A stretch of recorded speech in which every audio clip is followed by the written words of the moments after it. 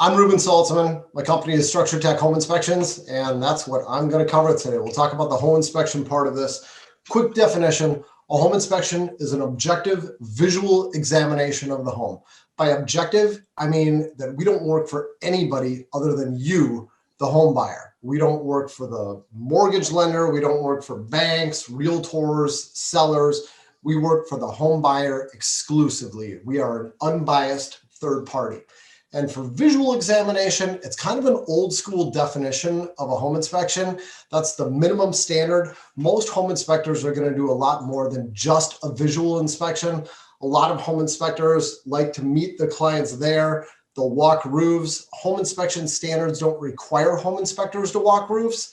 For some home inspectors, if they're not comfortable doing that, they might use a drone to inspect the roof. A lot of home inspectors are going to use different tools throughout the inside of the house. They may pop their head in the attic. They may actually walk through the entire attic too. And well, that's it in a nutshell. This is a quick little video showing you a 30-second version of an entire 4-hour home inspection. So there it is, start to finish. That is the home inspection. Oh, we're replaying again.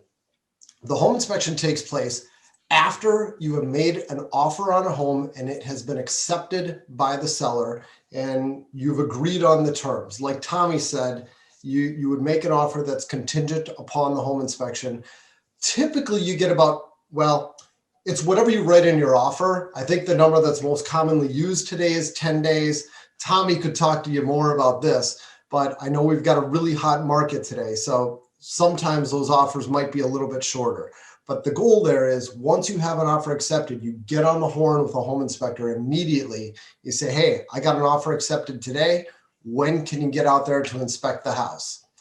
After the home inspection takes place, sometimes there are negotiations that take place. Now, there's no hard and fast rules for how these negotiations need to happen. This is always something that you need to talk to your real estate agent about, because there is no licensing for home inspections here in Minnesota.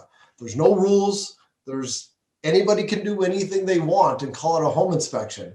It's also part of the reason you got to look for good recommendations from your agent on who the home inspector is going to be.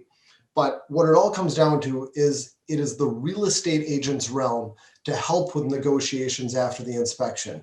A lot of people like to use the home inspection report as a club that they're supposed to beat the seller over the head with on price. And that's not the purpose of the home inspection. The purpose is to educate you about the house and know what you're getting. But sometimes, like Tommy said, there are some unexpected things that come up, some surprises that you didn't know about, and sometimes there are negotiations that take place. There's a lot of additional inspections that frequently take place, especially here in the Twin Cities. A lot of additional services. These are things that are not covered by a standard home inspection, but a lot of people end up getting them done anyway. One is radon. This is testing for radon gas.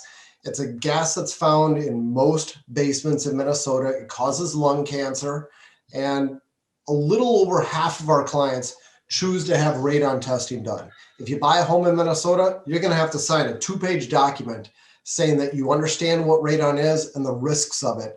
And that's something that the Minnesota Department of Health kind of pushed through to make sure everybody buying a house in Minnesota is aware of.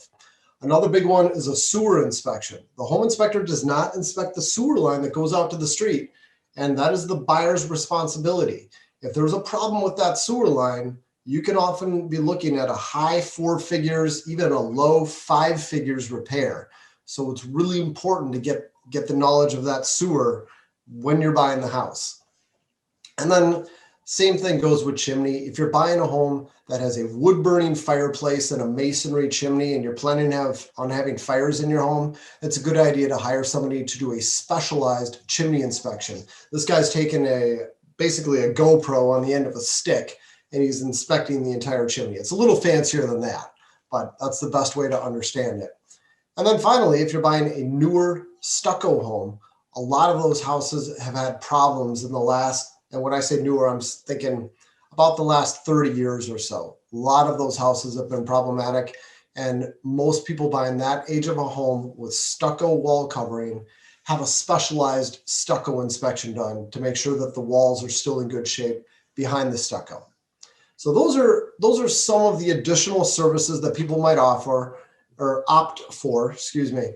And that wraps up my section on home inspections. Again, my company is Structure Tech. If you want more information on anything related to home inspections, we've got about 10 million pages on our website with more info. Feel free to look us up and visit us. We're a good resource for that.